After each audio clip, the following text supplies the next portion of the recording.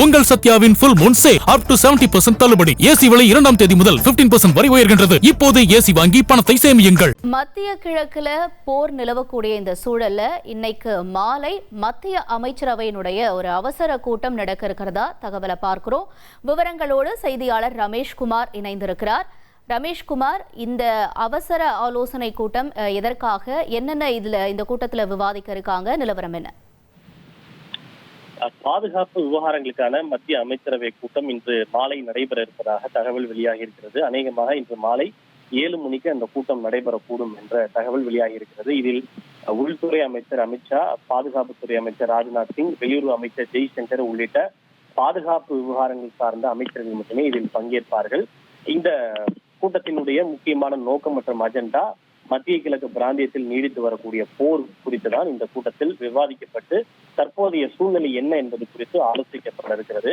அதாவது இந்த போர் இன்னும் பல நாட்கள் நீடிக்கக்கூடிய பட்சத்தில் அது என்ன மாதிரியான தாக்கங்களையும் பாதிப்புகளையும் ஏற்படுத்தும், எரிவாயு பாதுகாப்பை உறுதி செய்வதற்கு இந்தியா முழுமையான அளவில் தயாராக இருக்கிறதா, ஹார்மஸ் ஜலசந்தி பகுதியில் இன்னும் எத்தனை இந்தியாவை சேர்ந்த எண்ணெய் கப்பல்கள் சிக்கி தவித்து வருகின்றன, அவற்றை இந்தியாவிற்கு பாதுகாப்பாக அழைத்து வருவதில் இந்தியா எடுத்து வரக்கூடிய நடவடிக்கைகள், மேலும் கச்சா எண்ணெய் மற்றும் எரிசக்தி பாதுகாப்பை உறுதி செய்ய நாம் எடுக்கப்பட வேண்டிய அடுத்த கட்ட நடவடிக்கைகள், ராஜதந்திர வழிமுறைகள் ஆகியவை குறித்து ஆலோசிக்கப்படும் என எதிர்பார்க்கப்படுகிறது.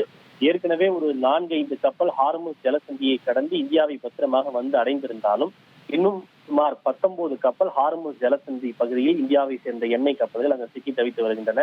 அடுத்த கட்டமாக ராஜதந்திர வழிமுறைகளை கையாண்டு அவற்றை இந்தியாவிற்கு பாதுகாப்பாக அழைத்து வந்தால்தான் அடுத்தடுத்த நாட்களில் இந்தியாவிற்கான எரிசக்தி, அதாவது பெட்ரோல், டீசல், எல்பிஜி எரிவாயு போன்றவற்றை உறுதி செய்ய முடியும். அது குறித்து ஆலோசிக்கப்படுகிறது. இது தவிர இந்த நாட்டில் எல்பிஜி எரிவாயு விநியோகம் தற்போது எந்த அளவுக்கு சீரடைந்திருக்கிறது, வணிக பயன்பாட்டுக்கான எல்பிஜி சிலிண்டர் ஒதுக்கீட்டை பொறுத்தவரை மேலும் மாநிலங்களுக்கு அதிகரிப்பதற்கான சாத்தியக்கூறுகள் இருக்கிறதா என்றால் தற்போது 70% வரை மாநிலங்களுக்கு வணிக பயன்பாட்டுக்கான எல்பிஜி சிலிண்டர் ஒதுக்கீடு என்பது செய்யப்பட்டு வருகிறது.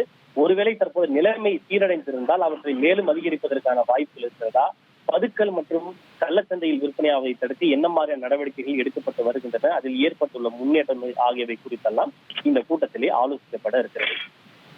உங்களுடைய விரிவான தகவல்களுக்கு நன்றி ரமேஷ்குமார். மத்திய கிழக்கு போர் எதிரொலியாக இன்று மத்திய பாதுகாப்பு அமைச்சர் அவசர கூட்டம் நடைபெற இருக்கிறது. இது தொடர்பான விவரங்களை எமது செய்தியாளர் வழங்க நாம கேட்டோம்.